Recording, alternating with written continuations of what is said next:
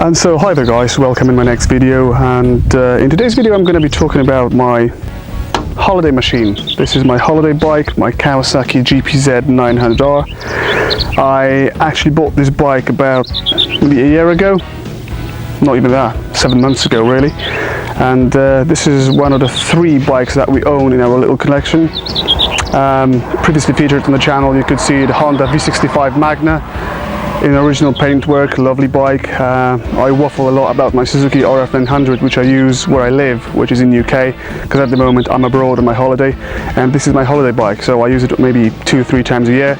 I'm still not very good riding it because I seldom use it, but I just wanted to tell you a bit more about it because I think this bike really deserves some recognition. You know, it firstly came out in 1984, and that was the first Kawasaki's liquid-cooled 4-in-line, which was kind of breakthrough. You know, it was changing everything in terms of sports bikes at the time.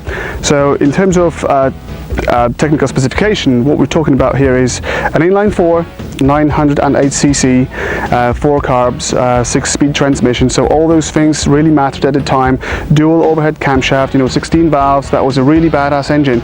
It actually produced 115 brake horsepower at 9.5 grand and about 85 Newton meters of torque, which at the time was pretty ground shaking really. The bike was later featured in a Top Gun movie with Tom Cruise, which obviously means, you know, it was a hit at the time.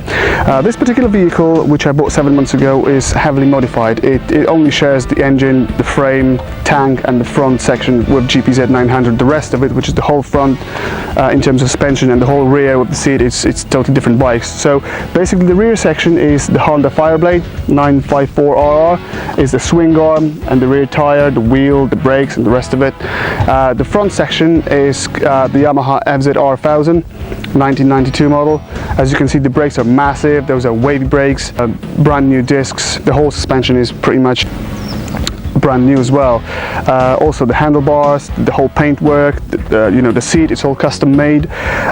Really neat features on this motorcycle. I bought it from a guy who must have been a nutter really, because, you know, he bought an old, abused and pretty much totally destroyed Kawasaki GPZ for an equivalent of 400 quid in original paintwork, and then he just cut the bike into pieces, dismantled it totally and built this amazing machine. What I had to do after I purchased it was obviously a little maintenance, like for example the clutch was burned, so we've changed the clutch. I also put this nitrous bottle on it. It's only a bottle, you know, there's no real kit in it. A few other nice stickers on it. I've changed the brakes as well. So now I've got a complete package. What I could tell you about the handling of this bike is I think it actually handles quite good for what it is. You know, you can never expect from a bike that is built from 4 machines to handle perfectly fine. It handles very well on a straight line, you know, acceptably, decently well in the corners, you know, considering what it's got at the back is, you know, 190 mils rear section. The tires are pretty much worn out as well because we burned some rubber, which I will produce the video for. So, you know, it's not bad. The brakes are awesome, especially the front one, really powerful, providing good feel as well. And the most amazing fact about this bike is that it sounds like nothing else on the road. Honestly, it's brutal. So I will give you a clip of that as well. Yeah, this should still produce about 150 miles an hour in terms of top speed, and 0 to 60 time. Well, in 1984 when it first came out they said it's below 4 seconds. Is it gonna do it now? I don't know, but even if it's below 5 seconds, you know, who cares, it's still fast. You can still beat ass of 95% of cars on the road and, you know, 50% of bikes, so awesome, good to me. And you know, with those kind of vehicles, those are old bikes, you know, those are classics, so you don't really buy them to be the fastest on the road. You actually buy them to look the best on the road and maybe to sound cool, or, you know, go to a motorcycle ride out and receive massive recognition from people, which is actually what happened to me 3 days ago when we went to a motorcycle event in the north part of the country. So awesome stuff. Don't regret buying it.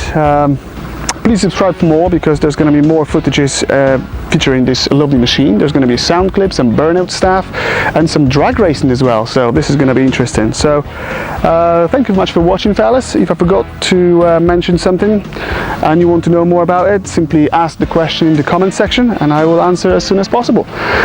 So once again, thanks for your time and see you next time.